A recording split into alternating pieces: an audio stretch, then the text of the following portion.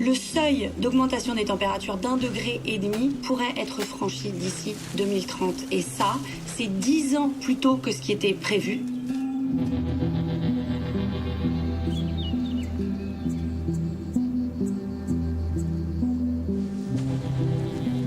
Scientists have warned that rising global temperatures will increase the risk of people suffering heat stress. It's already a big issue for those who work outside.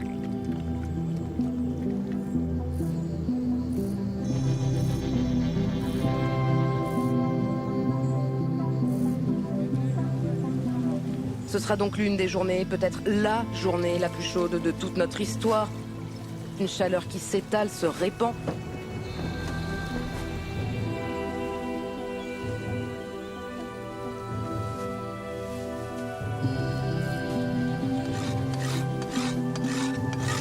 Les climatologues expliquent que l'été 2022 deviendra la norme.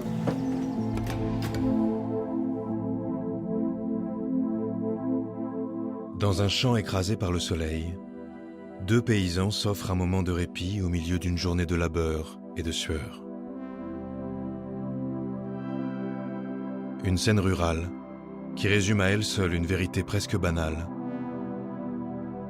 Le travail et la chaleur n'ont jamais fait bon ménage.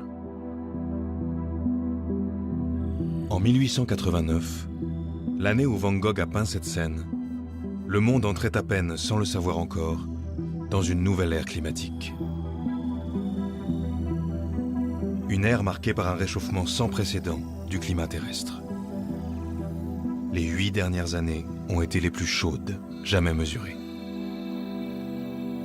Ce changement du climat représente une menace pour la santé de millions de travailleurs en première ligne.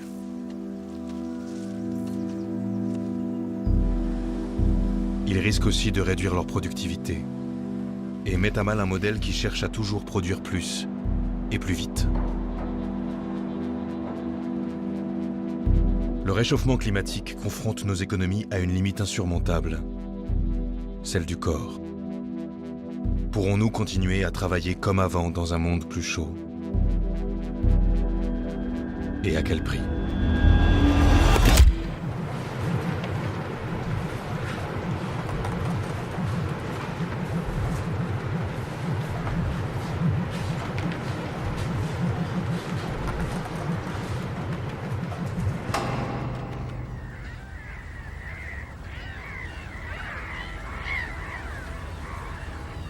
Temperature record da domani per qualche giorno e come sapete questo caldo sta mettendo in ginocchio l'Italia. Allora lo diciamo, poi purtroppo nelle prossime ore sarà ancora peggio, si parla di 40 gradi, insomma se uno deve uscire è meglio farlo in queste ore perché poi da domani... Non si sa.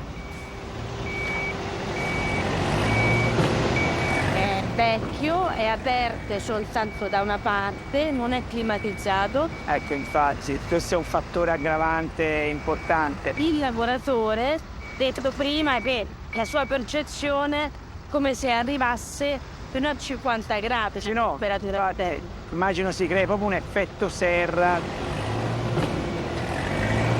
Com'era a bordo del... Sauna.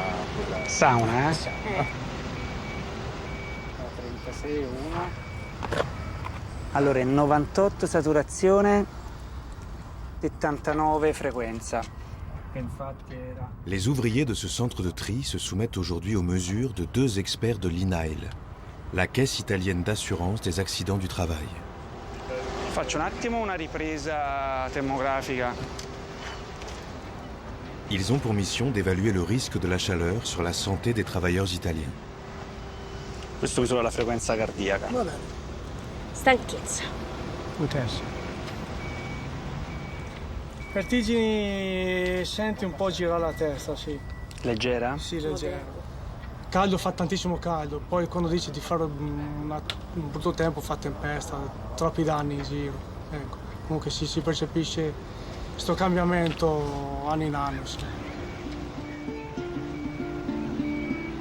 Chaque année, plus de 4000 accidents du travail sont attribués à des jours de grande chaleur en Italie. Les ouvriers en extérieur sont les premiers à subir la menace d'étés plus longs et plus chauds.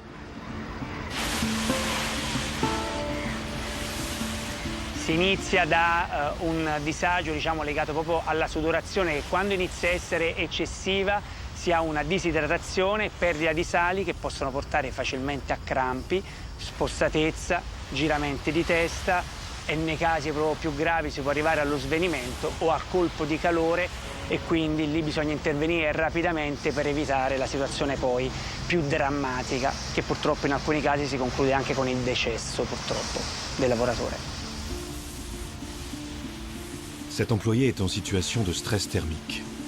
Son cœur doit battre plus rapidement pour transférer la chaleur du corps vers la peau, où elle est évacuée par la transpiration. Plus l'air est humide, moins la sueur s'évapore et plus le cœur s'emballe.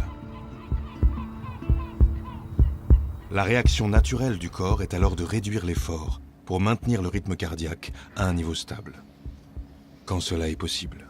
In quel momento aveva un'intensità lavorativa alta, aveva un dispositivo che limitava la traspirazione, la frequenza cardiaca è aumentata sensibilmente, arrivando quasi a 140 battiti al minuto. Tutto questo lavoro del cuore è legato al fatto di mantenere poi la temperatura corporea in un range di sicurezza che sappiamo bene essere prossimo ai 37 gradi. Quando la temperatura corporea inizia ad aumentare è come una macchina che si scalda senza che il radiatore faccia il suo effetto, si scalda sempre di più e a quel punto lì i danni purtroppo possono essere importanti.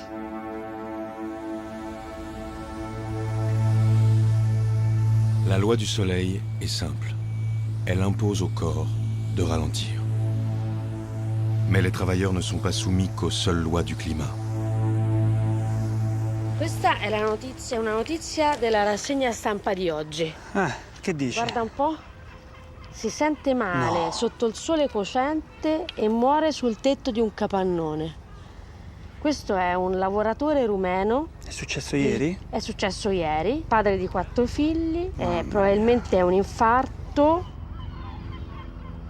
C'è la necessità di intervenire ieri, cioè siamo già in ritardo, bisognava già averlo fatto. Ora siamo qui a leggere queste notizie che non vorremmo leggere, di lavoratori che lasciano famiglie con 4 figli a casa per quale motivo? Perché stavano lavorando.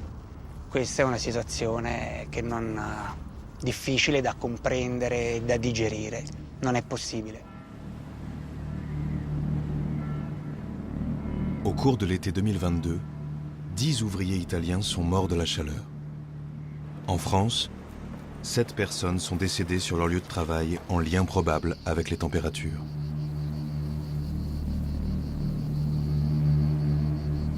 L'été 2022 a été le plus chaud jamais enregistré en Europe. Un record qui deviendra bientôt la norme.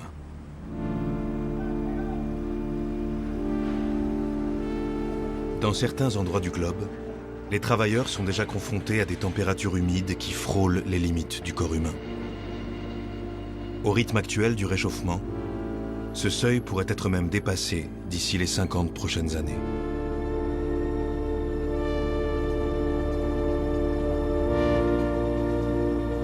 Ces points chauds de la planète nous donnent un avant-goût de notre futur. Qatar is an interesting place to look at the connection between work and climate change and the ways in which climate change is likely to transform work in the future, because it is already a place where the conditions, the environmental conditions, are extreme and where they are changing fast. L'été, les températures au Qatar dépassent régulièrement les 45 degrés. Ces dernières décennies, le climat du pays s'est réchauffé 2 fois plus rapidement que la moyenne mondiale. Dans le même temps, l'Émirat connaissait un développement sans précédent. Qatar has gone from a country with a small capital to a place that has, in less than a decade, created itself as a global destination for sports and culture. Construction in Qatar is at the technological cutting edge. It is some of the most sophisticated, innovative, ambitious construction and design anywhere in the world. Le pays est un chantier à ciel ouvert où les entreprises de construction se targuent de relever un défi technique. Construire vite, haut et dans des conditions extrêmes. Commercial Boulevard is 541,000 square meter project with 18 buildings and on a commercial boulevard. And it's a continuous flow of experience with media screens and live arcade. And it's an amazing, exciting project. It was all flat area. All the infrastructure was going on, and there was no buildings on top of it. And in 2 years, less than 2 years, you see where we are.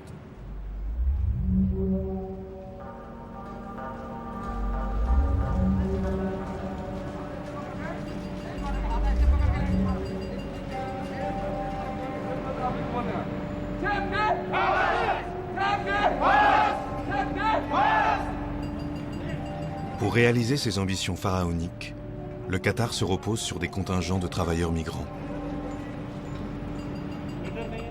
90% de la main-d'œuvre du pays est étrangère, provenant essentiellement du sous-continent indien, d'Asie du Sud-Est et d'Afrique. Des ouvriers bon marché qui, en dépit de réformes récentes passées par l'Émirat, restent sous la coupe de leurs employeurs. Workers were referred to by managers and others as not just unskilled, but poor quality and just bodies.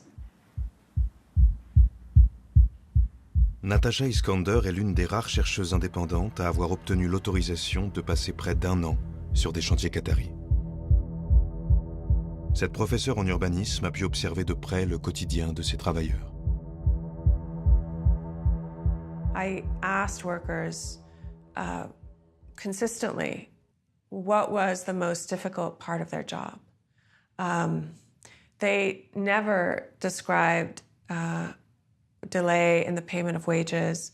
They didn't refer to long hours. They didn't refer to degrading behavior by their supervisors. Uniformly, to a man, they spoke about heat being the most difficult part of their jobs. The men described it as a feeling of drowning, that you were drowning in the air, that the sky was melting and you couldn't breathe, or that the sky was pressing down on them. It was, for workers, the most difficult, dangerous, and disempowering challenge that they felt at the work site, bar none.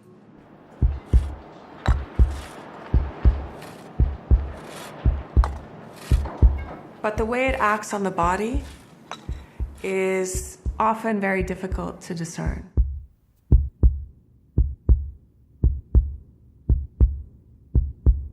The highest heat stress levels, you actually have direct effects also on the brain. So the workers cannot think, say, normally, and that increases the risk of accidents, and they might fall off a building and die even because of the effect on the brain.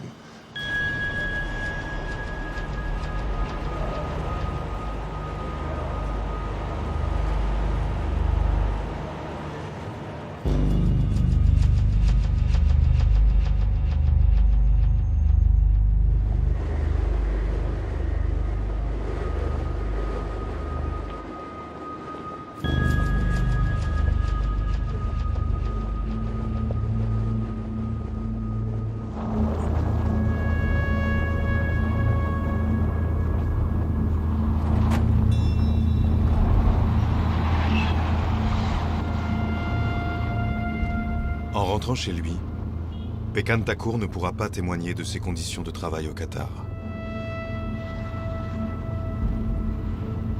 Son corps sans vie ne dira rien non plus des souffrances que la chaleur lui a fait endurer.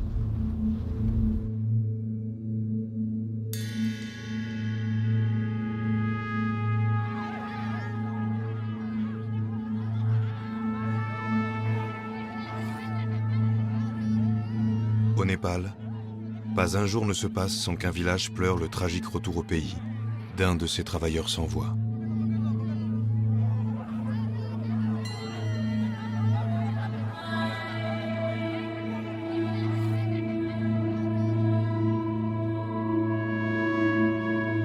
vuole supply कम्पनीमा गएको थियो, कहिलेकाहीँ कार्पेन्टरको काम गर्थ्यो, कहिलेकाहीँ पाइपहरू लगाएको थियो, कहिलेकाहीँ सेटिङहरू गर्थ्यो। विभिन्न किसिमको बुवाले काम गर्न त्यहाँको वातावरणको बारेमा भनिरहेको थियो कि यता यस्तो छ यानि कि यहाँ धेरै गर्मी छ, गर्मीमा हामीहरू सहिरहेको छैन, त्यस कारणले सर त्यहाँ गर्मी धेरै छ, त्यो कुराहरू बुवाले भनिरहेको थियो हामीलाई।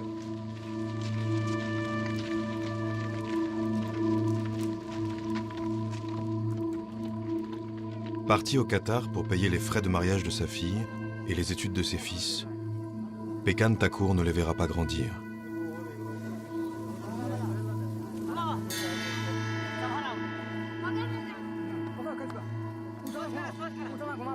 बुवाको मृत्यु भएको बेलामा हामीलाई बुवाको साथीले फोन गरियो, तेरो बुवालाई मृत्यु भइसकेको छ। हामीले आफ्नो बुवाको साथीसँग थाहा पायो। मा काम गरिरहेको थियो, पाइप लगाइरहेको थियो, त्यहाँबाट झऱ्यो तल, त्यो कारणले मेरो बुवालाई मृत्यु भइसक्यो। त्यहाँ जुन बेला मेरो बुवा लड्यो त्यहाँ कुनै मान्छे थिएन र 2-4 मिनट पछि आयो, भनिरहेको थियो लेट लागिसक्यो, यो कहाँ के काम गर्न थाल्यो, त्यो कारणले त्यहाँ गयो, त्यसलाई बेहोस देखियो त हस्पिटलमा लग्यो, तर हस्पिटलमा गयो भने डेथ भइसकेको थियो।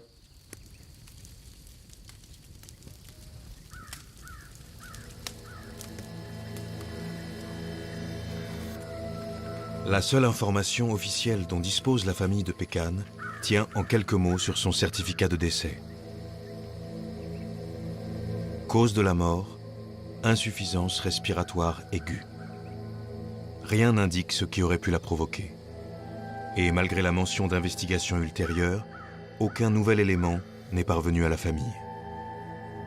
L'incertitude qui entoure la mort de Pekan est terriblement habituelle au Népal.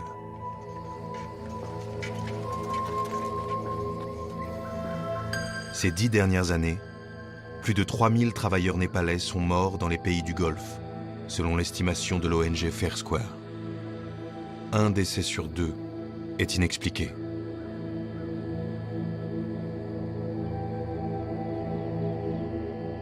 Officiellement, ces décès sont liés à des arrêts respiratoires ou cardiaques soudains, attribués à des causes naturelles. Nobody knows like what natural death actually is. You know, our understanding of natural death is like, you know, when you are old age and when you die naturally, that should be the natural death. But then a 25 years old guy who is like medically certified by the government of Nepal as a, you know, as a healthy and a fit candidate for like doing all sort of manual jobs in the countries like Gulf, you know, like suddenly dies and nobody knows the reason, this is a suspicious death. We need to like investigate the death.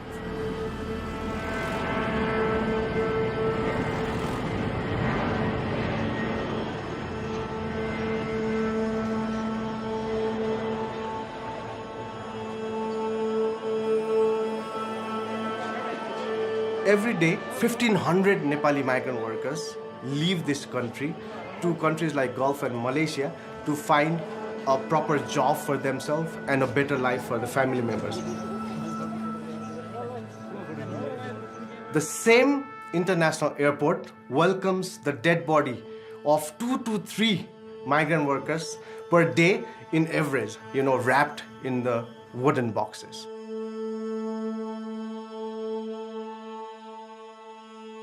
Ces travailleurs ont-ils été les victimes du climat extrême du Golfe? La chaleur est-elle le facteur sous-jacent ayant provoqué leur mort? Tord Kjellström est l'un des plus éminents spécialistes du stress thermique. Il a participé en 2019 à une étude scientifique sur les morts suspectes d'ouvriers népalais au Qatar. We actually looked at every month. Because if you look at the statistics over a whole year, then you have cool months, you have hot months, and you actually can't see the difference between the different parts of the years. We could show in this research that during the hottest months, the cardiovascular or the heart disease deaths were 3 to 4 times higher than during the coolest months. And this could not be expected to happen from any other reason than the extreme heat that the workers were working in during the hot months. Plusieurs années de suite, la courbe des décès a suivi quasiment à l'identique celle de la température au fil des saisons. Plus le mercure est monté, plus nombreux ont été les décès. Chaque année, l'hiver a offert un répit aux ouvriers, mais à chaque printemps, le nombre de morts est reparti à la hausse.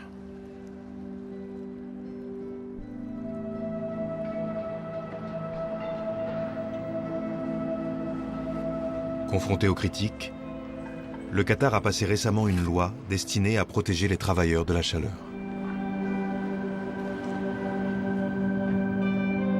دولة قطر طبعا منعت العمل في فترة الصيف وفي ساعات معينة أيضا يعني يجب على صاحب العمل وقف العمل في الأوقات هذه. De juin à septembre, il fait désormais légalement trop chaud pour travailler en extérieur de 10h à 15h30.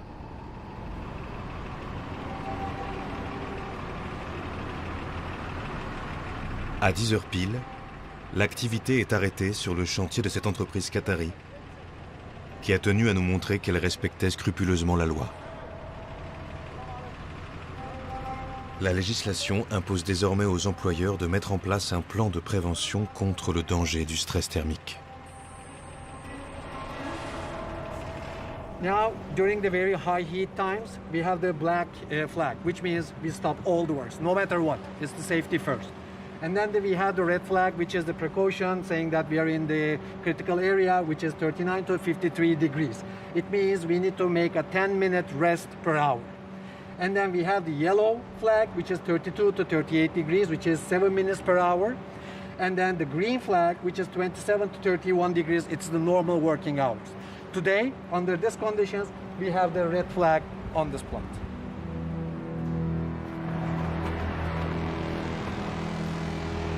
L'entreprise préconise à ses ouvriers quelques minutes de pause, mais la loi ne les rend pas obligatoires. Les autorités qataries obligent toutefois les employeurs à surveiller la température grâce à un thermomètre spécifique, appelé WBGT.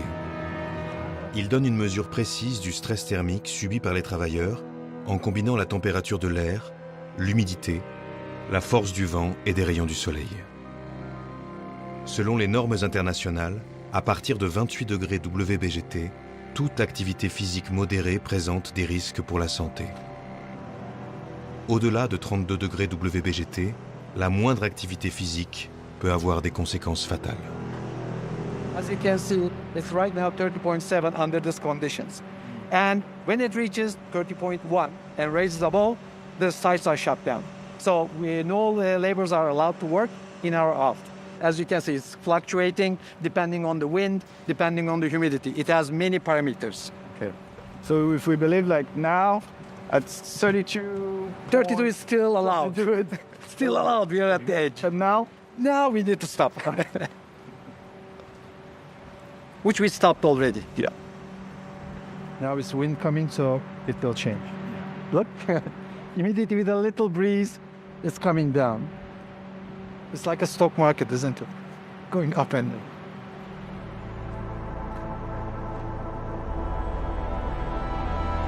À 10h05, un 15 septembre, la chaleur au Qatar présente un danger mortel pour un travailleur. Nous sommes pourtant à la fin de la période d'interdiction estivale. Demain, les entreprises seront autorisées à faire travailler leurs ouvriers en extérieur sans interruption, à condition de ne pas dépasser le seuil limite de 32,1 degrés WBGT.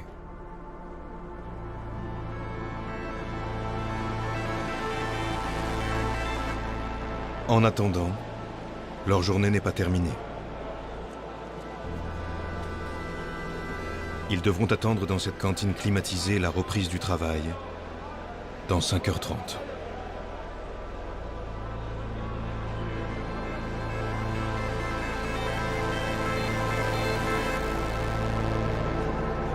It is, in some ways, one of the most protective examples of heat legislation anywhere in the world. However, the legislation as is today does not fully protect workers. It does not take into account that workers do not have the autonomy to self-pace. They cannot exercise their right to rest as needed, to cool down as needed. The time pressures to complete this work are intensive, and the supervisory pressures to work at an accelerated pace, how workers experience heat, how they're able to protect themselves from heat, and how they suffer harm from heat is absolutely a matter of power dynamics on the work site. And this goes beyond whether or not companies are offering enough water points or cooling stations. It goes beyond that.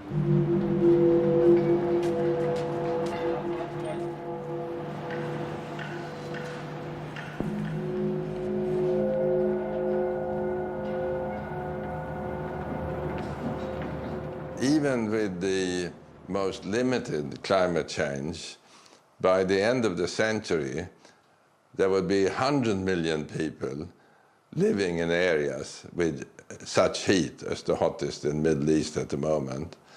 And if we assume that the temperature increase would continue at the rate that we are currently increasing it, there would be 700 million people in the hottest areas. Sur une planète plus chaude de 2 degrés, 15 fois plus de personnes dans le monde seraient soumises à des niveaux de chaleur humide extrêmes en été. Au fil du réchauffement du climat, le risque du stress thermique remonte les latitudes et menace les travailleurs de l'hémisphère nord.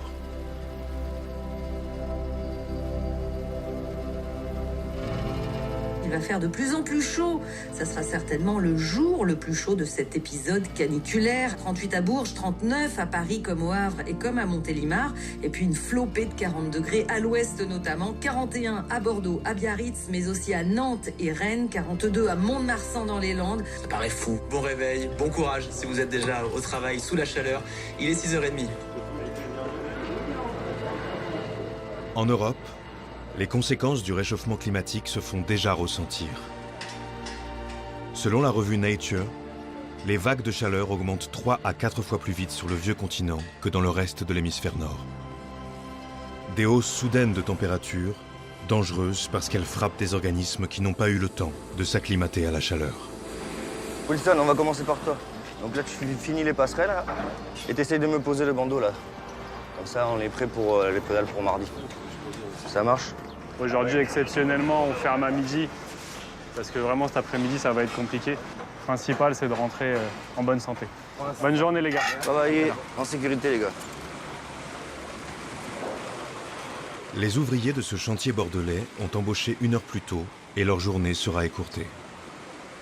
Un aménagement du travail décidé par leur employeur.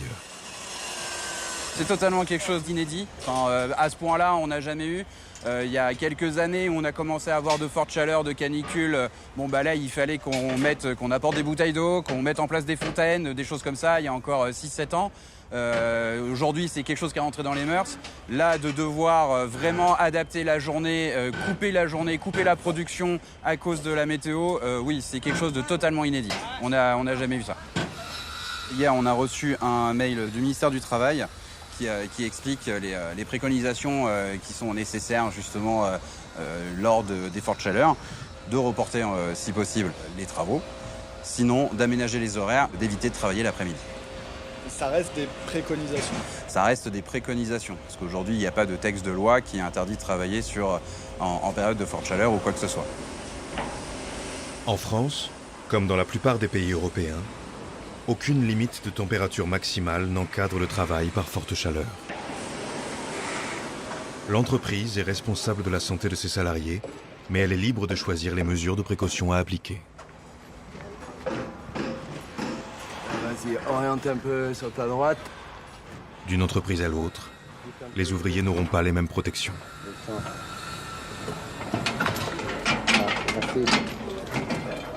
Ils ont préféré nous faire commencer plus tôt, chose qui est mieux pour tout le monde, je pense. Et Et espérons que voilà, hein, moi j'espère qu'une chose c'est que ça redescende un petit peu, qu'on reste sur au moins 30 degrés et non 40 quoi. Mais c'est vrai que je pense que juillet on va quand même avoir de sacrées chaleurs aussi. Donc ça va être un peu compliqué je pense aussi. J'espère qu'on aura les horaires aménagés pour un mois.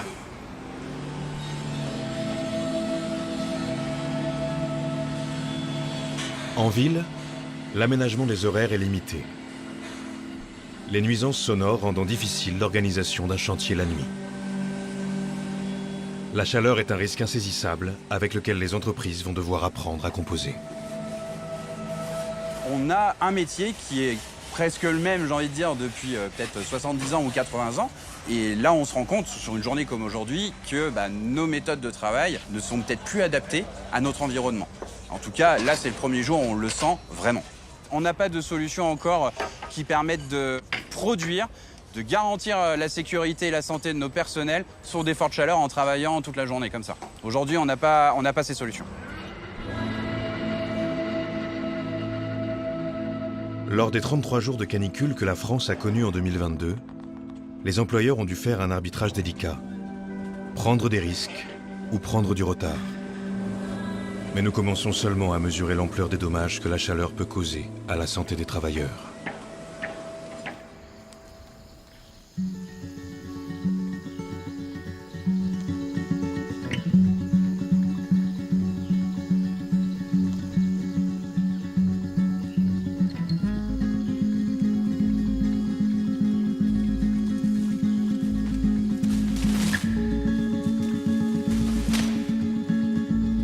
Au Nicaragua, le mois de mars est le plus chaud de l'année. C'est aussi celui de la récolte de la canne à sucre. Dans cette région, la plupart des hommes travaillent pour l'industrie sucrière. Ceux qui vivent encore, du moins. Depuis plusieurs décennies, une épidémie décime les travailleurs en extérieur. Elle pourrait être la première maladie professionnelle liée au climat. Entouré par les champs de canne, le petit village de La Isla a été renommé l'île aux veuves.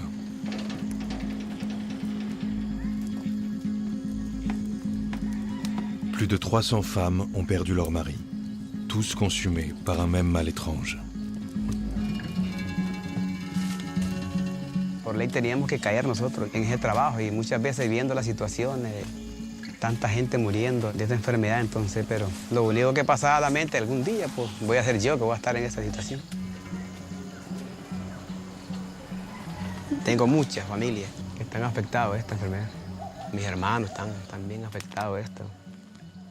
El otro hermano menor mío, que es Humberto, está con hemodiálisis junto como yo. La mayor parte sí, han trabajado en la caña. Todo han trabajado en la caña. Está recién nacida. Este soy yo. Aprendí a hacer pulsera, Pancho. Toda la familia. Esta es mi familia. À 38 ans, Nelson est un survivant. Il est atteint d'une insuffisance rénale chronique. Ses reins ne fonctionnent plus. Les 3 séances de dialyse qu'il suit par semaine lui ont déformé le bras, mais le maintiennent en vie.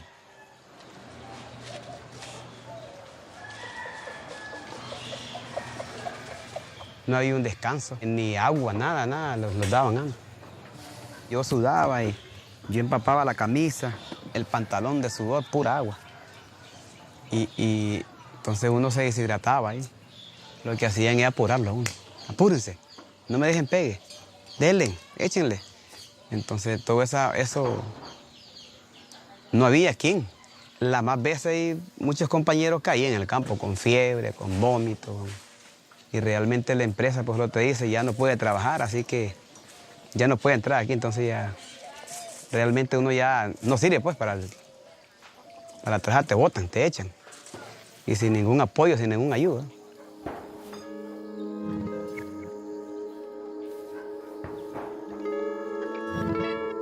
Sans dialyse, Nelson mourrait en quelques jours.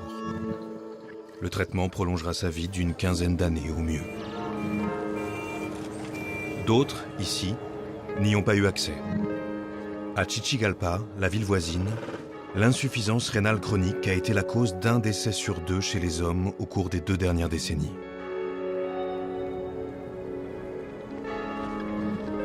Les habitants se sont tristement habitués au balai des corbillards,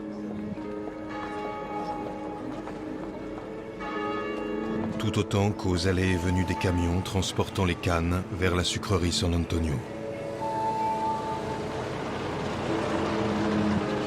Un géant qui exporte 80% du sucre nicaraguayen et le célèbre rhum Flor de Caña, connu dans le monde entier. San Antonio est le premier employeur de la ville.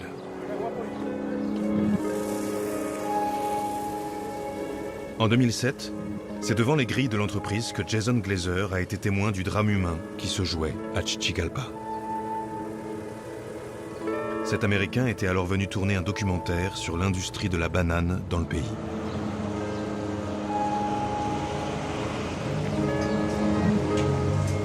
This is it. This is the situation. About here. Yeah. Yeah. But this feels about right. It's a long time ago. 12 years. The first encounter, there was a protest camp of banana workers in front of the National Assembly. And they had told us to talk to these sugarcane workers that were there, who told us, we cane workers, we're dying. You have to get up there. It's this kidney disease. We think it's pesticides. We think something's killing us. Please check it out. So we came up here to check it out, and we came across this completely eerie scene. El plantón de los cañeros de la aguja. A protest group in front of the gates, a line of national police in front of the gates, and there had clearly been a scuffle. There's some bloody faces and some unhappiness going on.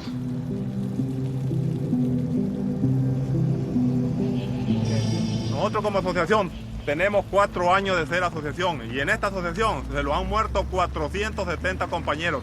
Aquí esta enfermedad es bárbara. El primer panteón ya está repleto. Ahora hay otro panteón 9 de 13 manzanas. Ya están empezando a enterrar en el nuevo panteón, pues. Aquí es un caos bárbaro. Like, what's my problem? What's the problem? Tired. So the cops, it turned out, took our information, gave it to a private company security, and the private company called their PR firm in Miami, Burson Marsteller, and Burson Marsteller called us in Nicaragua and told us, there's nothing to see here. You should move on your way, youngsters. And we were like, there's clearly something to see here. Jason Glazer s'installe alors plusieurs mois à Chichigalpa. Il documente l'ampleur des ravages de la maladie. And it was so omnipresent at that point, the disease, that it is no exaggeration to say that every single day there were 1 or more funerals. And you start really wondering, like, well, what can I do? Like, I can't just go home. So we have to do something.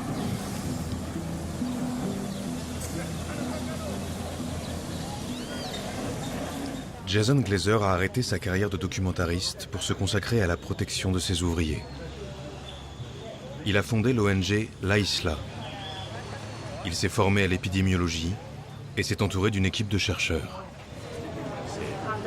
¿Durante cuántos años ha trabajado como aplicador, sea de herbicidas o de otros químicos, aquí en el ingenio? 5 años. 5 años. ¿De dónde proviene el agua que toman en su casa? ¿Proviene de la tubería municipal de Enacar o de pozo? Bien municipal, en el barrio. ¿Tubería municipal? Sí. Eso es todo, siempre. Si tenés a alguien más que falte,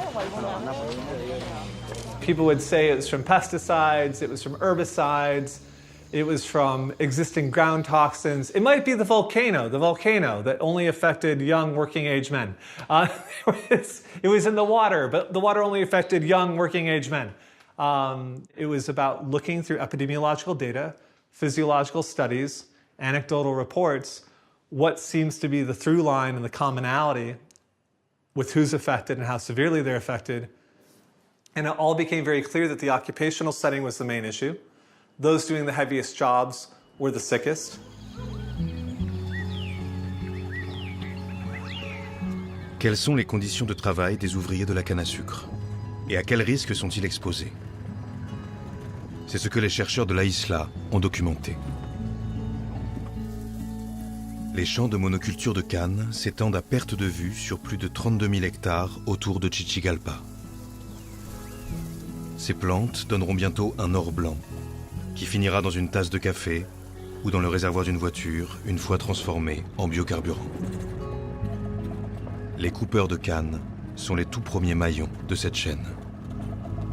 So we're gonna head to one of the colonos, which are the farms that are sourcing the sugar mill. The sugar mill owns about half their land, and then they have a supply base that's another half. I haven't been to a colono in over 2 years because of the pandemic, so I don't really know if there's any tweaks or some education I know has gone on. My guess is it's going to be pretty bad.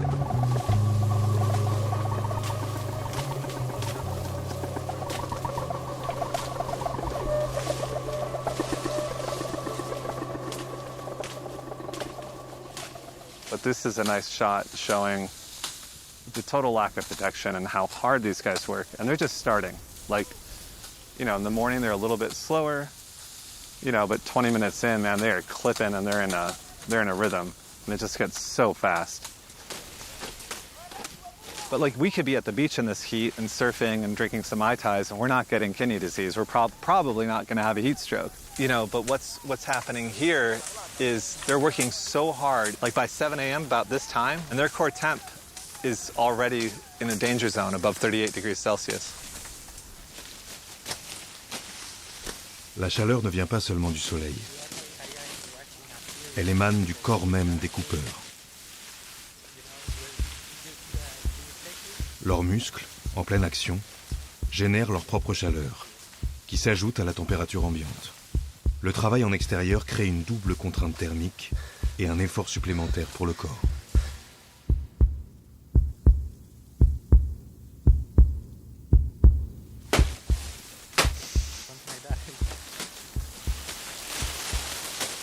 So these seed cutters and these burn cane cutters that you'll see, you know, the hardest jobs on the mill, like we've looked at their heart rates and we compared it with like established data, and they work about as hard as an adventure racer. You know, these guys that go for like 72 hours, a Navy SEAL on deployment for 3 days, but they're doing that every day for 6 months.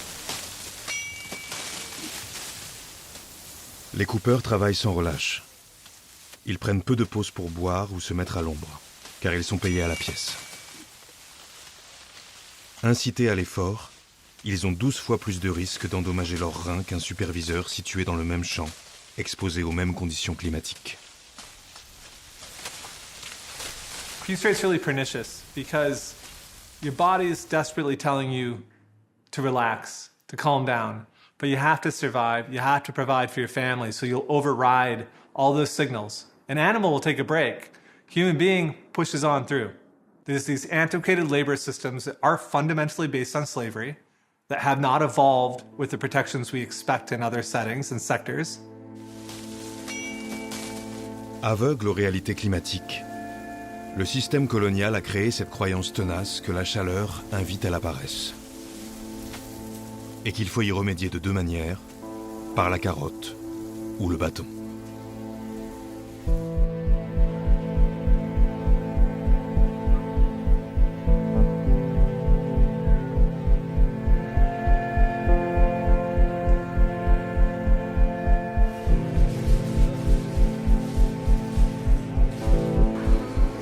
Au Salvador, un pays voisin, un médecin a tiré la sonnette d'alarme il y a plus de 20 ans sur l'ampleur de l'épidémie. Tenemos en el país como 6.000 pacientes en diálisis. Pero creemos que por cada paciente en diálisis hay 10 o 15 personas que pueden estar afectadas en diferentes estadios. O sea que si lo multiplicamos esto es una cantidad enorme. Ricardo Leiva est néphrologue et chef de service à l'hôpital Rosales de Salvador City. Il a été l'un des premiers médecins à étudier la maladie. En el mundo, la primera causa de la enfermedad renal es la diabetes, los diabéticos, ¿verdad? La nefropatía diabética y le sigue la hipertensión arterial. Pero a finales de los 90 empezamos a ver pacientes jóvenes, hombres, la mayor parte del sexo masculino, que venían de áreas agrícolas, que antes se sembraba algodón y posteriormente se siembra caña de azúcar. Ellos tenían un perfil que no coincidía con el perfil epidemiológico mundial. Ce profil atypique a donné son nom à la maladie. L'insuffisance rénale chronique d'origine non traditionnelle. Mais les patients l'appellent ici la créatinina. C'est ce marqueur sanguin qui indique si le rein fonctionne ou non. Pues me han dado síntomas por muchos años y vienen al hospital ya en un estadio avanzado de la enfermedad, prácticamente ya con requerimientos de diálisis. La enfermedad curada no tiene cura. Una vez se desarrolla la enfermedad renal, no hay cura. Es una de las teorías que tenemos, que todos estos factores, el golpe de calor, el excesivo trabajo extenuante, la deshidratación, producen eventos pequeños, crónicos, que pasan inadvertidos, ¿verdad? Probablemente que esta gente ya está acostumbrada a trabajar en este medio y probablemente no tenga ninguna repercusión inmediata. Pero si por todos los días, todos los años, están enfrentando esta situación, podría ser una de las causas, ¿verdad? L'épidémie aurait tué en 20 ans entre 20 000 et 40 000 personnes selon les estimations. Au fil des 15 dernières années, elle a été repérée dans tous les pays d'Amérique centrale. Essentiellement dans les régions côtières, là où les températures humides sont les plus élevées. Right, so the interesting thing about this map is you see the correlation between the disease and the hot regions in the lowlands where there's the most intensive labor. So if you look at the blue dots, this is where you have like the really high intensive and dense cane production. So this isn't like some artisanal farm. And where you see the red and yellow, this is kind of the relative kidney disease burden on the health system of these countries. But you do not see it in the highlands where there's intensive labor, where it's cooler. And you don't see it where there's less intensive work in the hot lowlands. So it's just that intersection of extremely heavy labor and extremely high temperatures. L'épidémie coïncide avec le développement d'une agriculture intensive en Amérique centrale, dopée par la hausse de la demande mondiale en produits agricoles. Dans le même temps, le climat s'est réchauffé de plus d'1 degré, et le nombre de jours d'extrême chaleur pendant la saison de la récolte a été multiplié par 3. So there's some really nice work out of Costa Rica that looked going back to 1970 up to 2010. This area has gotten extremely hot over the last several decades, and the job has changed. It is no longer a job you do a couple weeks or a few weeks a year as a farmer and clear your own land. You are now a laborer clearing other people's land for months on end, 6 to 7 days a week, 12 hours a day. And you see this pretty remarkable association between land under intensive sugarcane production over those 40 years and the mortality rate. I think an epidemic related to climate and the inability for the marketplace to adapt to the new reality. People have not adapted to how you need to treat your workforce to deal with the changes we're seeing everywhere now.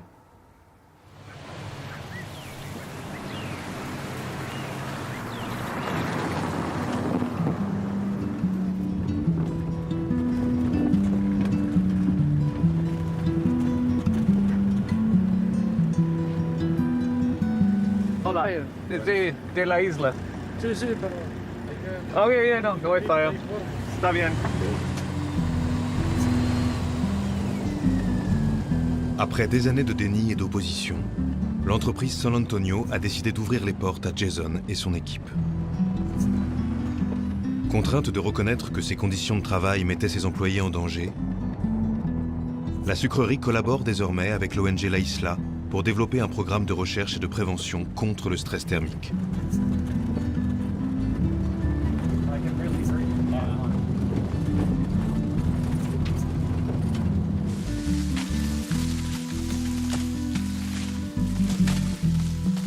Les coupeurs de canne brûlée sont les premiers concernés.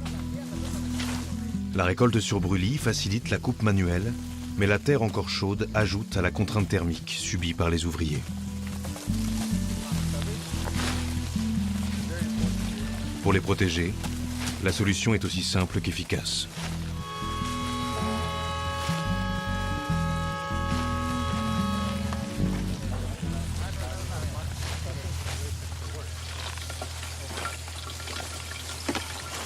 It's rest, shade, and hydration.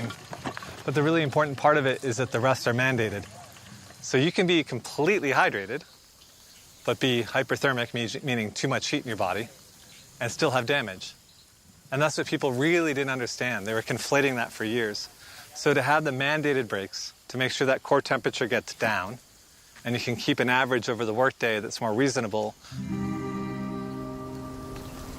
Les coupeurs ont jusqu'à 20 minutes de pause par heure et s'arrêtent à midi. Un rythme de travail chronométré, inspiré des entraînements d'athlètes. 3 years ago, when we were just assessing it, about 10% of these guys were going to the hospital every harvest. And now we've brought that down to like 0.5 or 0.1, like almost completely eliminated hospitalized acute kidney injury. So we know that if you can stop acute kidney injury, you can stop the disease, hopefully, in its tracks. So rest, shade, water.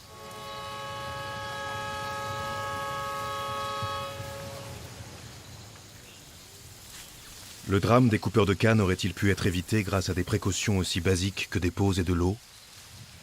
Les résultats obtenus par la ISLA portent à le croire. Mais ils laissent aussi penser que des millions de travailleurs dans le monde sont exposés aux mêmes risques.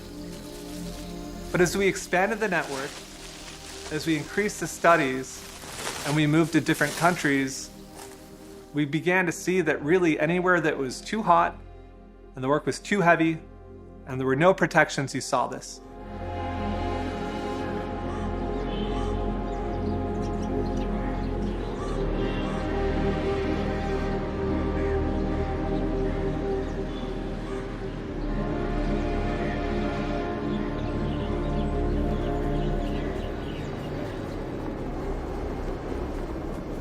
Here's a database that we have. One person is a 33-year-old male. Yeah. And the other person is 36-year-old male. And like young. We don't know how long they have been on dialysis or like how. And they both left healthy. Yes. Yeah. And Jason Glazer est venu au Népal pour poursuivre son enquête sur l'insuffisance rénale chronique d'origine non traditionnelle. Il craint que la maladie affecte les travailleurs migrants népalais exposés au climat extrême des pays du Golfe. Une inquiétude que partagent ses collègues chercheurs d'origine népalaise, Sweta Koirala et Shalendra Sharma. So our objective this week is to try to assess what the situation is in Nepal. I mean, what the situation seems to be. We know people have not come back. They've died abroad. But it also seems that many workers who have come back are sick with kidney disease, and they're healthy before they left. Many of them face conditions very similar in terms of heavy work and high heat, like what we see in Central America. And our goal is to kind of characterize what's going on in the clinical level, but also in the population level in the communities, but also really understand what the burden is on the health system, because no country can afford a preponderance of new dialysis patients. Unbelievably expensive, certainly not Nepal.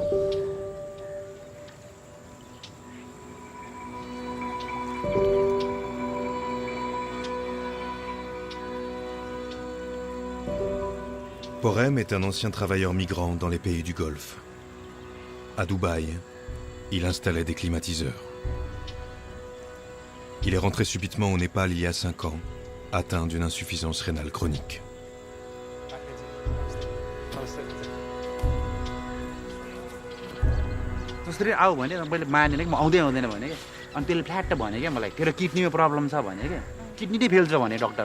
So Dubai, this was during his regular screening. They found he had a pretty thorough examination, and they found his blood pressure was high, and the physician who was screening him prescribed him some blood pressure medications and didn't tell him much. So he went back to work, and later in the day he got a phone call and kind of back and forth, and he recalled physicians telling him over the phone that you have to come because your kidneys are failing.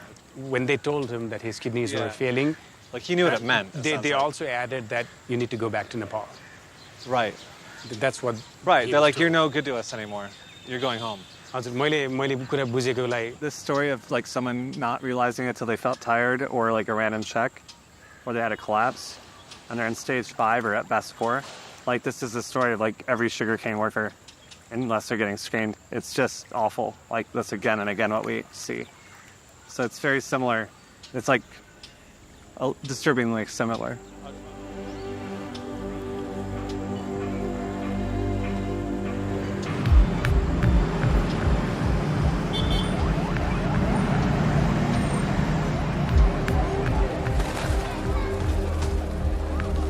Le Népal a fait de l'exportation de sa main-d'œuvre vers les pays chauds un pilier de son économie. Un quart du PIB du pays repose sur l'argent gagné par ses travailleurs expatriés dans les États du Golfe et en Malaisie. La migration de travail rapporte, mais elle a aussi un coût, de plus en plus lourd à porter.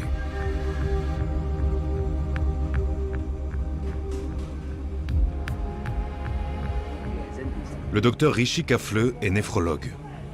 Il a vu ces dernières années les lits de sa clinique se remplir de jeunes hommes revenant des pays chauds, atteints d'insuffisance rénale.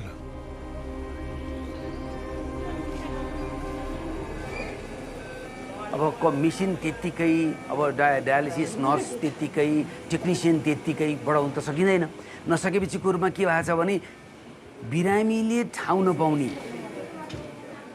Depuis peu, le gouvernement népalais a accepté de couvrir les coûts de la dialyse à tous les patients sans ressources.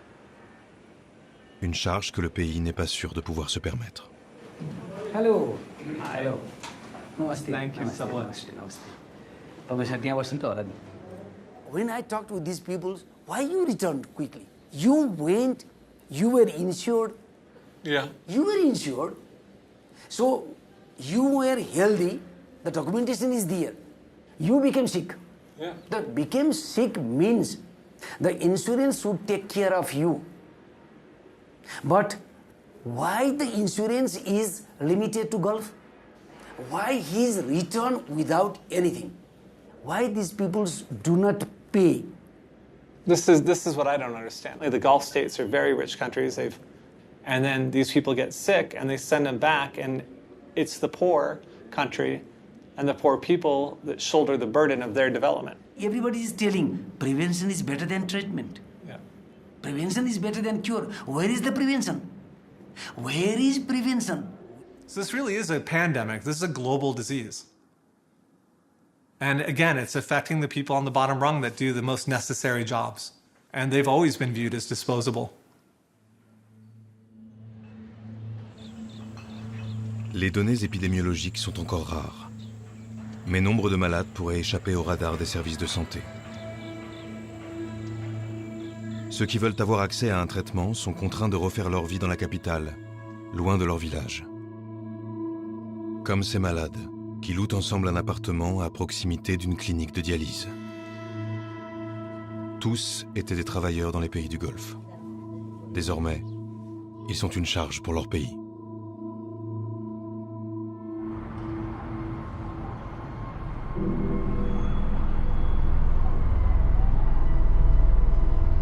Basically, the entire country is seeing temperatures over 90, and if you take it a step further, over the coming days, more than 60 million people across the country will experience temperatures over 100 degrees. Heat advisories going up all over the place, from Texas throughout the south, and it's also starting to push into the East Coast and into the Northeast.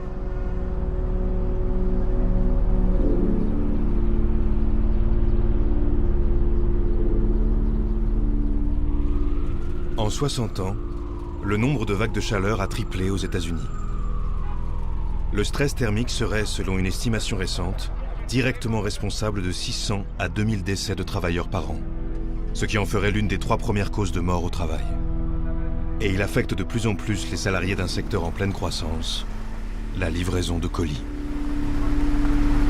The family of a Waco UPS worker who died on the job over the summer has filed a wrongful death lawsuit against the company. On August 12th, Jose Cruz Rodriguez was found dead at the UPS facility on Franklin Avenue. Yesterday, his mom and dad filed suit against UPS and two supervisors. They say their son died of heat stroke. There's no pain that I wish upon nobody. You know, my son was young, he had a whole life ahead of him. I don't think he deserved this. José Cruz Rodriguez est mort à 23 ans d'hyperthermie après s'être senti mal au cours de sa tournée de livraison. Son décès brutal ne serait pas un cas isolé chez UPS, d'après le syndicat des chauffeurs. L'entreprise fait partie de celles qui comptent dans le pays le plus d'accidents du travail liés à la chaleur. This company, and this is fact that just came out, posted record second quarter profits, 8.5% over what they made last year during a pandemic, all right? And they're projected off of your backs, you brothers and sisters, to have revenue of over $100 billion in 2022. That's great news because it's a solvent company. But here's the bad news. Last week on Thursday and Friday, 4 of our members on Long Island and in downtown Manhattan had to go to emergency rooms because of the heat. Today, people are going to say it's a nice day. Yeah, it's a nice day, but your package cars are still going to be way over 100 degrees. Imagine if your DM had his desk put on the fucking street in 150-degree asphalt or during a blizzard, and they told him, hey, work from there, and we're going to be watching you while you do it. Stay safe, brothers and sisters. Vinny Perron est un représentant des Teamsters, l'un des plus puissants syndicats de chauffeurs routiers aux États-Unis. Thanks for coming out. Un syndicat en lutte contre la direction d'UPS pour obtenir un aménagement qui améliorerait la sécurité des chauffeurs, la climatisation à bord des camions. Remember that these new trucks that are coming in, they're mounting them with dashboard cameras, they're installing other cameras with driver-facing sensors, but they won't give us the bare minimum. They won't at least put fans in the trucks. We're saying that we get people dying because of the heat, and then they have the money to put camera. The typical driver will make 130 to 200 deliveries a day, okay?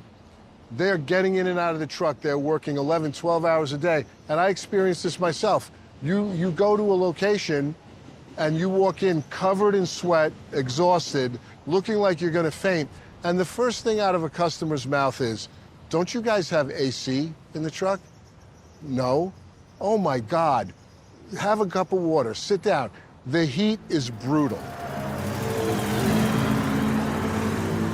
En été, les températures à l'arrière des camions de livraison dépassent régulièrement les 50 degrés Celsius.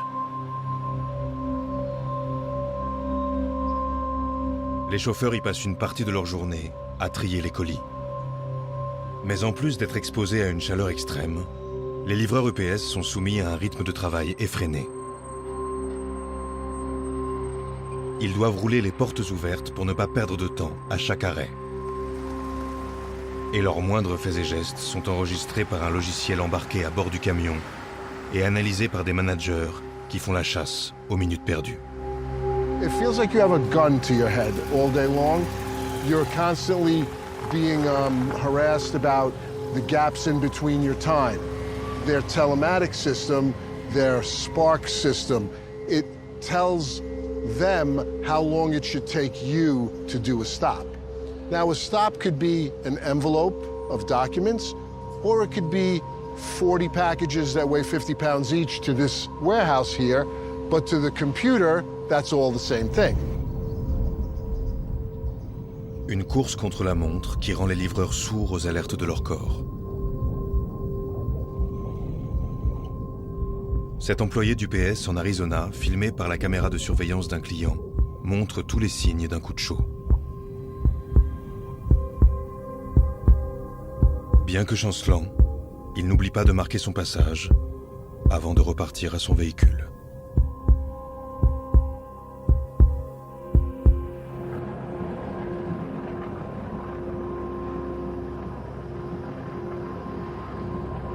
I didn't even know what was going on. I just was sweating a lot.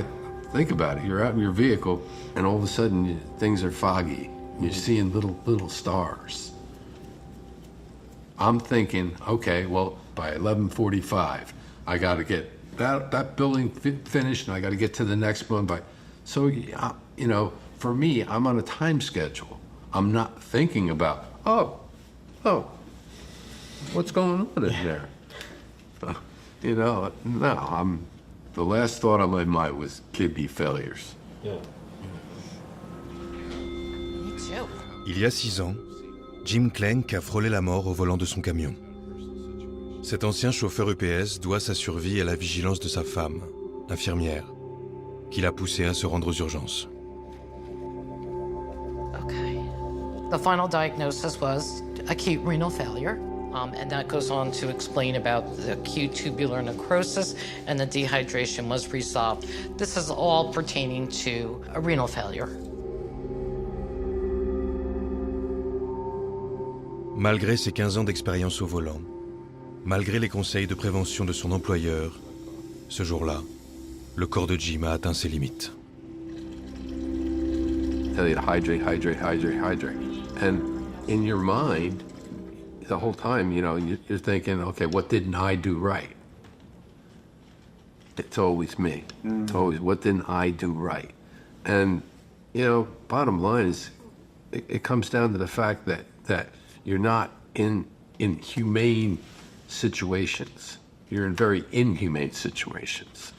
No human goes through life 10 hours a day in 150-degree weather. It just doesn't happen. Lester, the company made almost $5 billion in profits last year, but they say it hasn't calculated the cost of air conditioning because they say it wouldn't be effective since the trucks make frequent stops and the doors are often open. Now, some experts say there could be other solutions, like allowing more time for breaks when temperatures rise to dangerous levels. And as for Jim Clank, he told us he's considering retiring early, even though it's going to mean a cut in his pension. We've lost our right wheel. For the first time, audio Okay, you can shut that off now. Poster child.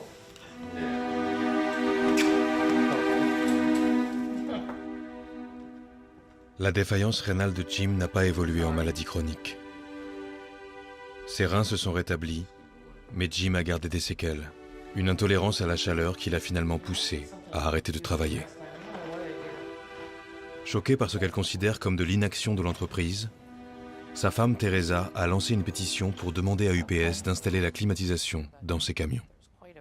Elle a découvert alors l'ampleur du désarroi des employés à travers le pays. All right, so, okay, my fiance is a driver and I have firsthand seen him after work completely exhausted on the brink of heat exhaustion. Now, this is a driver. We spend a lot more time inside the vehicle than we should.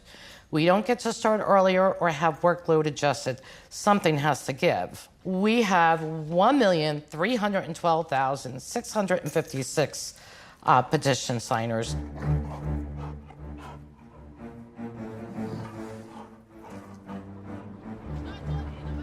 Selon les chiffres de l'inspection du travail américaine, entre 2015 et 2019, au moins 107 employés ont été hospitalisés pour accidents liés à la chaleur.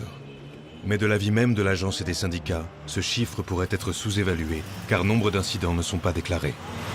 They have tried to hide injuries, especially, and accidents. They try to keep you from reporting something. They'll say, well, you know what, go home, take a couple of days off.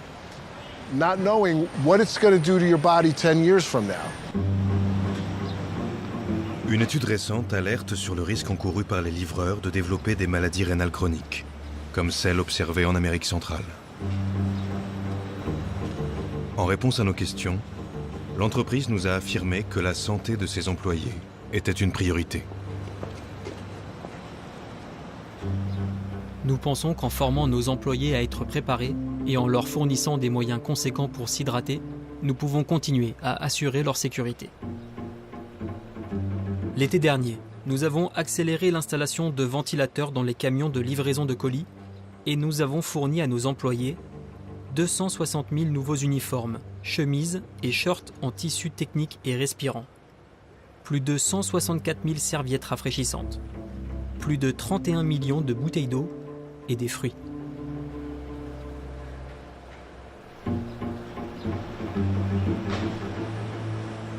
Depuis 2011, UPS a été condamné 7 fois par l'inspection du travail américaine pour avoir failli à protéger ses employés de la chaleur, à des amendes n'excédant jamais les 15 000 $.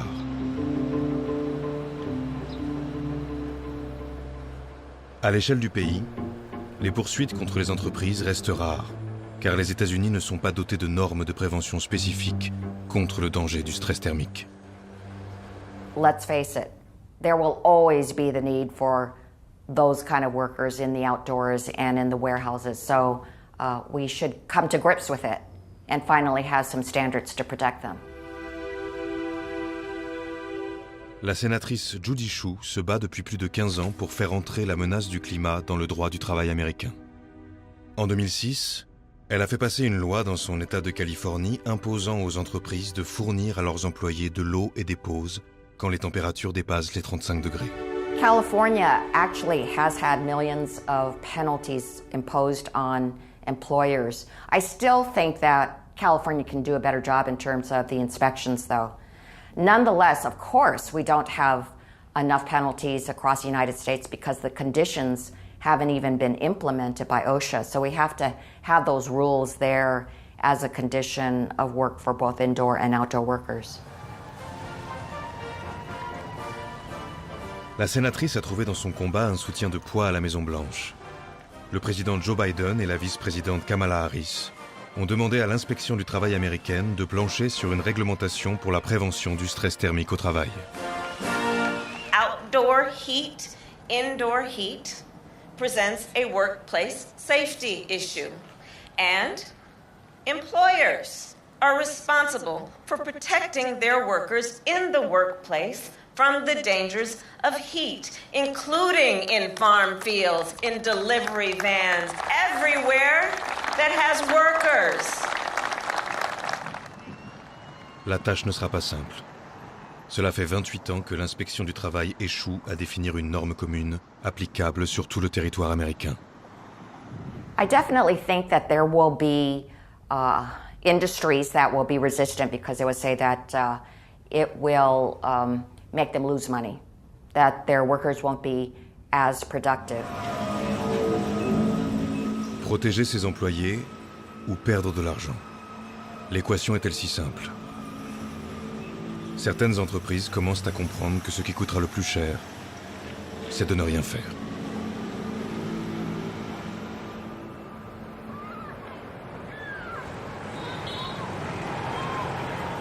North India is struggling as temperatures are soaring. A heat wave is all set to unfortunately continue for the next 2 days.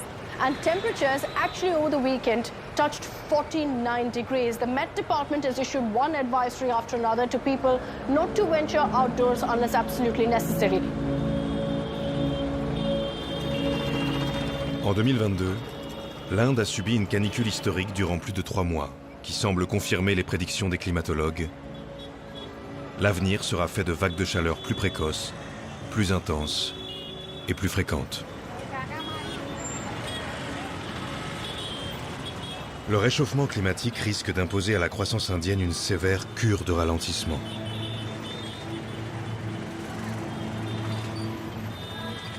Car la chaleur a un coût que les économistes cernent de mieux en mieux.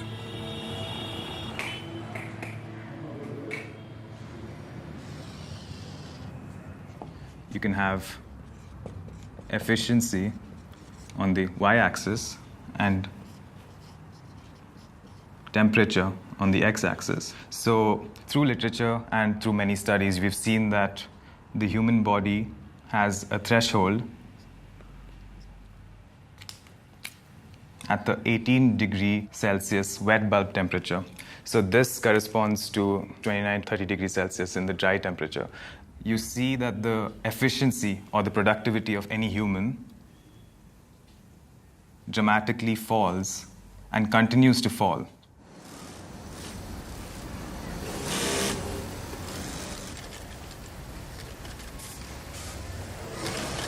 The garment sector is one of the largest employers in the formal space of women.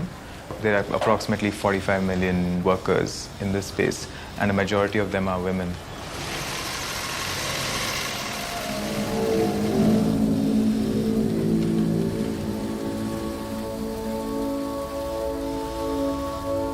These workers are set up in production lines, so they are situated very close to each other, and the work is fast-paced. So when workers are so closely situated, apart from the room temperature itself, there's other sources of body heat that's coming out.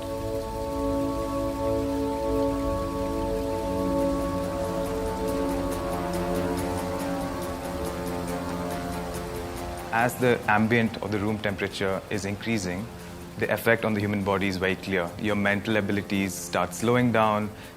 Physiologically, your body is getting tired faster. And in the factories, there are very clear targets that are set.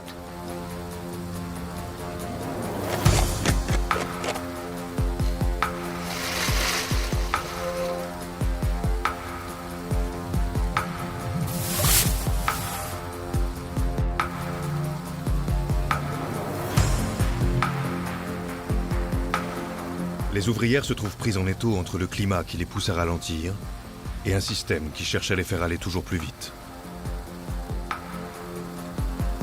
Maybe for 5 to 10 minutes, maybe 20 minutes, you can push and still meet your targets. But at the end of the day, you will definitely reach a situation where the fatigue will be too much for you to control. It might start with one wrong stitch here or there, and then by the end of the day, you're just making mistakes all around. Apart from you not able to meeting your targets, you can also lose your job.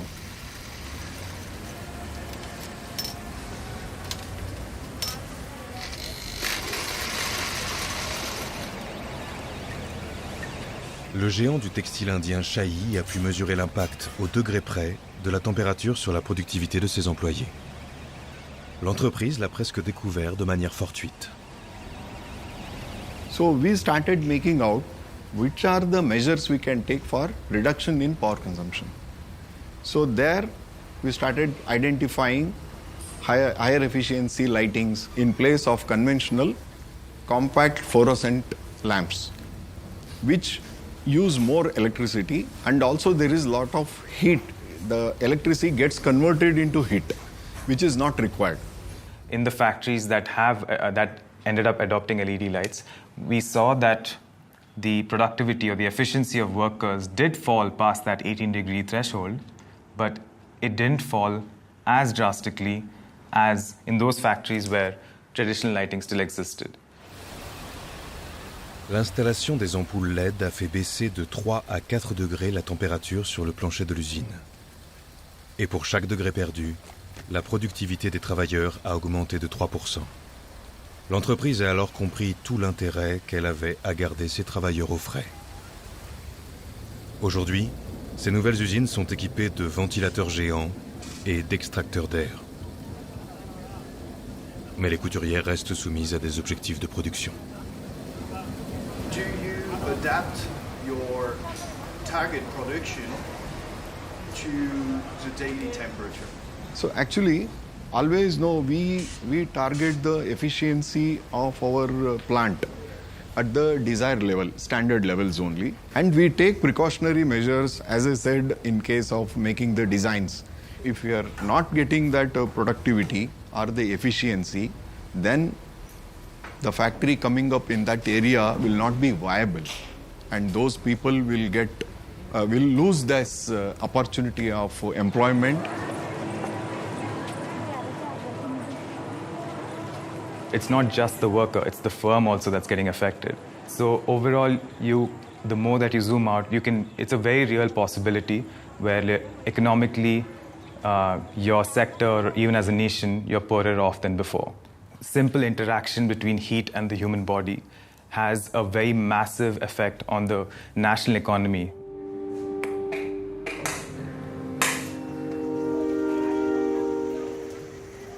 Parce qu'elle nous fait travailler moins, moins vite, moins bien. La chaleur fait perdre plus de 2000 milliards de dollars à l'économie mondiale chaque année. Ce chiffre devrait doubler d'ici 2050 à la faveur du réchauffement climatique. En Europe, les régions du Sud connaîtront les plus grosses pertes du fait de vagues de chaleur plus fréquentes. Mais ce sont les économies situées le long de l'équateur qui seront frappées le plus durement par la hausse des températures. Si certaines entreprises cherchent déjà à s'adapter, des millions de travailleurs n'en ont pas les moyens. En Inde, 90% de la main-d'œuvre travaille dans le secteur informel. La majorité sont des femmes. Des ouvrières invisibles, sans contrat de travail, ni protection sociale.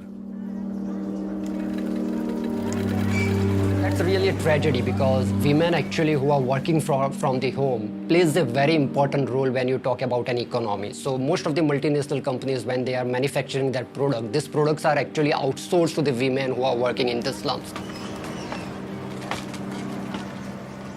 So if you look at the houses that we find in slum areas, those houses are constructed from material like tin sheets or cement sheets or tarpaulin. And all these materials will trap heat. The surface air temperature outside is 45 degrees Celsius. The women who are working from their home will actually be feeling like 47 or 48 degrees Celsius. नहीं, हर साल से इस साल गर्मी ज़्यादा है। अपना बाद में मैं 30 साल से हूँ। 30 साल में मेरे को इस साल की गर्मी ज़्यादा लगा। Deepika Ben est couturière dans un quartier pauvre d'Ahmedabad. Une ville frappée régulièrement par des vagues de chaleur. Mais cette année, la chaleur extrême est arrivée dès le mois de mars.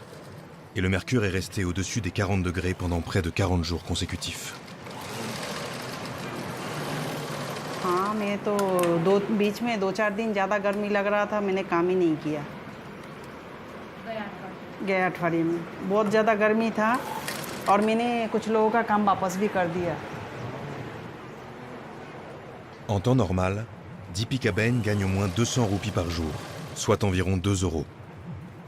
Mais la chaleur frappe son budget comme un impôt, l'amputant de quelques roupies pour chaque degré pris. On an average, we have observed the productivity loss anything between 30% to 50%, depending on the kind of work that they are doing.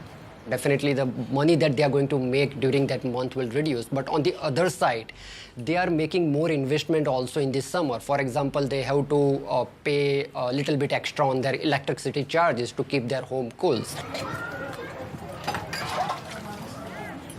So when we talk about the climate change, I think we need to realize that most of the vulnerable population, particularly urban poor, they are facing the impact today and now. It's not something that is going to affect them in the future.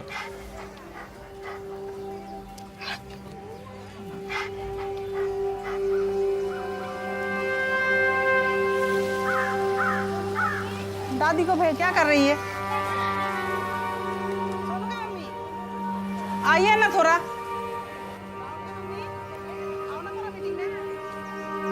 अरे जल्दी आ जाना 2 मिनट के लिए। हाँ बोलती हूँ, खा के आना।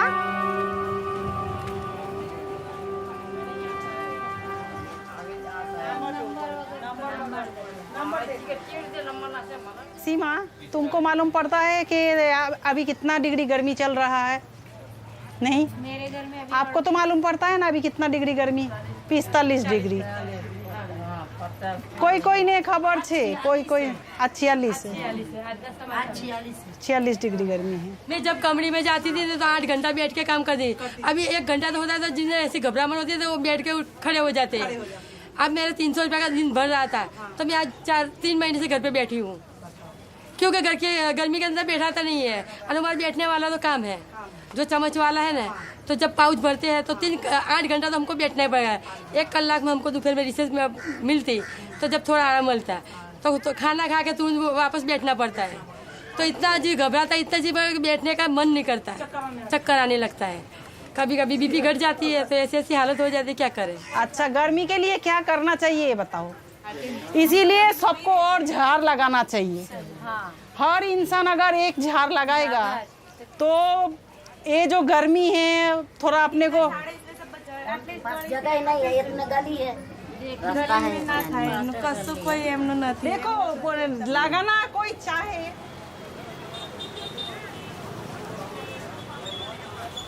According to our calculations, for the whole of India, we're talking about, at the end of the century, on the current tracks of climate change, about 15% of the work hours will be lost overall in the country. So that's, again, almost 2 months out of a year, you know. D'ici 2030, l'Inde pourrait perdre plus de 4% de son PIB du seul impact de la chaleur sur la productivité. C'est dans les grandes villes que les travailleurs souffriront le plus de la chaleur.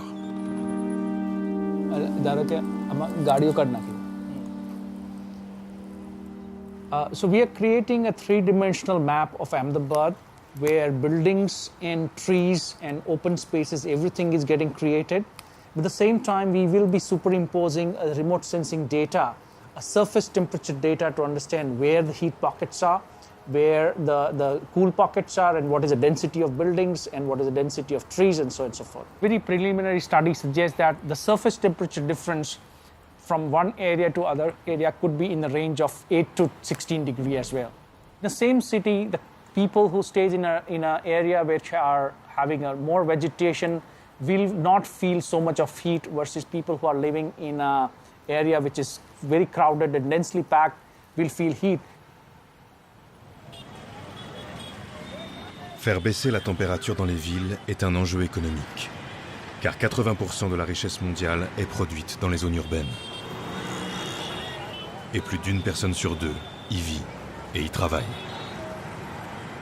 L'architecte Rajan Rawal planche sur ce qui sera sûrement l'un des défis du XXIe siècle. Access to cooling is sort of necessity now. It's no more luxury. So how do we provide a cooling to large amount of people is where the challenge is.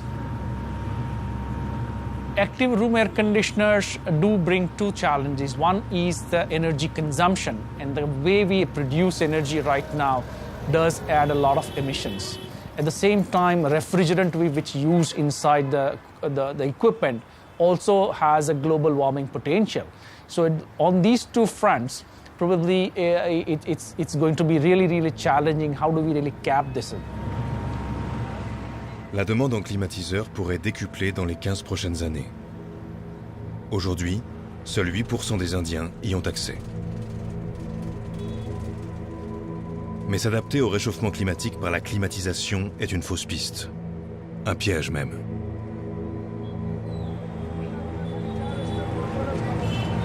So to provide a cooling within the building, room air conditioner needs to extract the heat which is getting produced within the building. Now, when it puts the heat outdoors, outdoor temperature locally in the microenvironment also goes up.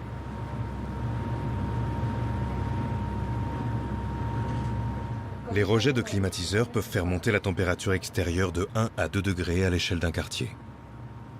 Le confort de certains travailleurs s'obtient au détriment des autres. Pour Rajan Rawal, la solution ne peut venir que d'un usage raisonné de la technologie et de ce qu'il appelle le confort thermique personnalisé. We don't want to condition an entire building, but we just want to create a microenvironment around people. And to do that, we use thermal mannequin. The personalized comfort system has a two advantage. It does use less energy, but at the same time, it provides an opportunity for each individual to set their own thermal environment. And the moment you provide appropriate thermal environment for different occupants at different level, their productivity definitely goes up because they are happy in their own thermal environment. Pour se prémunir des canicules futures, l'Inde devra trouver des solutions abordables.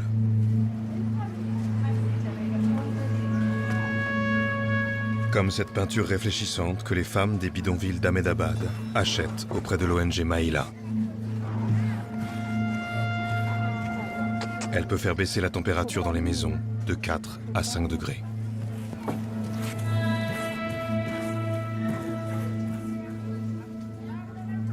De l'avis des experts, Il faut dès aujourd'hui repenser nos villes. Les végétaliser. Construire différemment. Ventiler les bâtiments naturellement. À défaut de s'adapter, nos villes risquent fort d'être divisées par des fossés thermiques.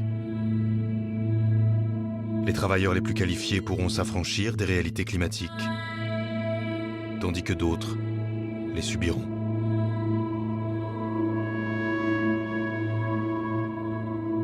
Dans ce nouveau monde du travail, les cols secs et cols humides seront séparés par des vitres et des courants d'air. In a warming world, people see a lot of risk, and that's understandable. And there is a lot of risk, but there's also an enormous amount of opportunity to change how we organize work, to change how we value people. We can actually save both industry and government a ton of money by making sure people don't get sick.